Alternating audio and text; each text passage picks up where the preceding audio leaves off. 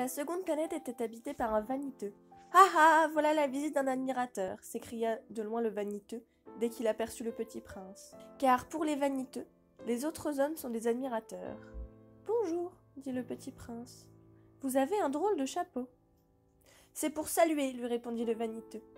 C'est pour saluer quand on m'acclame. Malheureusement, il ne passe jamais personne par ici. »« Ah oui, dit le petit prince qui ne comprit pas. Frappe tes mains l'une contre l'autre, conseilla le vaniteux. Le petit prince frappa ses mains l'une contre l'autre. Le vaniteux salua modestement en soulevant son chapeau. Ça, c'est plus amusant que la visite au roi, se dit en lui-même le petit prince. Et il recommença de frapper ses mains l'une contre l'autre. Le vaniteux recommença de saluer en soulevant son chapeau.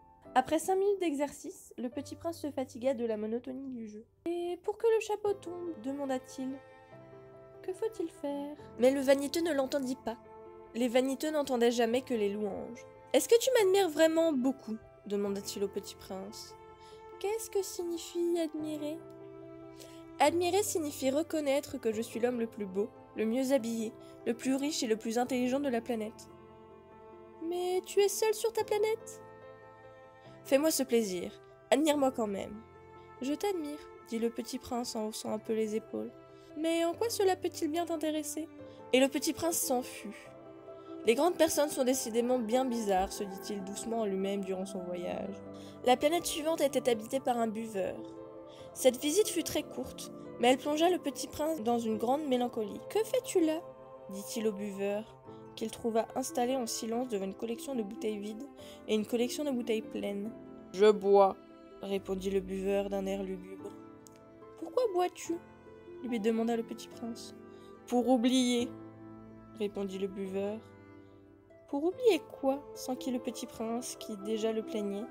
« Pour oublier que j'ai honte, » avoua le buveur en baissant la tête. « Honte de quoi » s'informa le petit prince qui désirait le secourir. « Honte de boire » acheva le buveur qui s'enferma définitivement dans le silence. Et le petit prince s'en fut perplexe. « Les grandes personnes sont décidément très très bizarres, » se dit-il en lui-même durant le voyage. La 4e planète était celle du businessman. Cet homme était si occupé qu'il ne leva même pas tête à l'arrivée du petit prince. « Bonjour, lui dit celui-ci. Votre cigarette est éteinte. » 3 et 2 font 5. 5 et 7, 12. 12 et 3, 15. Bonjour. 15 et 7, 22. 22 et 6, 28. Pas le temps de la rallumer. 26 et 5, 31. Ouf. Ça fait donc 501 622 731. 500 millions de quoi ? Hein ? Tu es toujours là ? 501 millions de... Je ne sais plus. J'ai tellement de travail. Je suis sérieux, moi. Je ne m'amuse pas à des balivernes. 2 et 5, 7.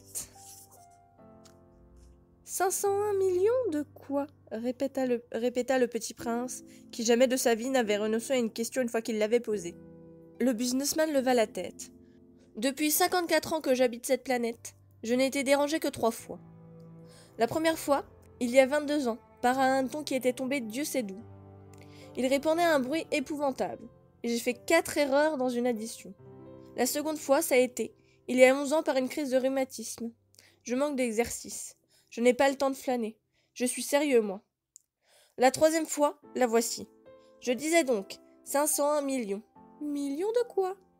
Le businessman comprit qu'il n'était point d'espoir de paix. Millions de ces petites choses que l'on voit quelquefois dans le ciel. Les mouches ? Mais non, les petites choses qui brillent. Des abeilles ? Mais non, des petites choses dorées qui font rêvasser les fainéants. Mais je suis sérieux, moi. Je n'ai pas le temps de rêvasser. Ah, des étoiles ? C'est bien ça, des étoiles. Et que fais-tu de 500 millions d'étoiles ?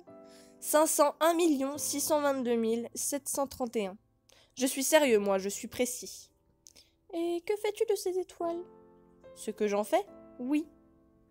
Rien, je les possède. Tu possèdes les étoiles ? Oui. Mais j'ai déjà vu un roi qui... Les rois ne possèdent pas. Ils règnent sur, c'est très différent. Et à quoi cela te sert-il de posséder les étoiles ? Ça me sert à être riche. Et à quoi cela te sert-il d'être riche ? À acheter d'autres étoiles si quelqu'un en trouve. Celui-là, se dit en lui-même le petit prince, il raisonne un peu comme mon ivrogne. Cependant, il pose encore des questions. Comment peut-on posséder les étoiles? À qui sont-elles? Riposta grincheux le businessman. Je ne sais pas, à personne. Alors elles sont à moi, car j'y ai pensé le premier. Ça suffit? Bien sûr, quand tu trouves un diamant qui n'est à personne, il est à toi. Quand tu trouves une île qui n'est à personne, elle est à toi. Quand tu as une idée le premier, tu l'as fait breveter, elle est à toi.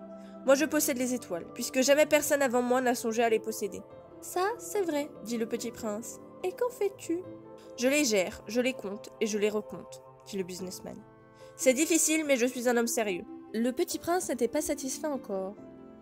Moi, si je possède un foulard, je puis le mettre autour de mon cou et l'emporter.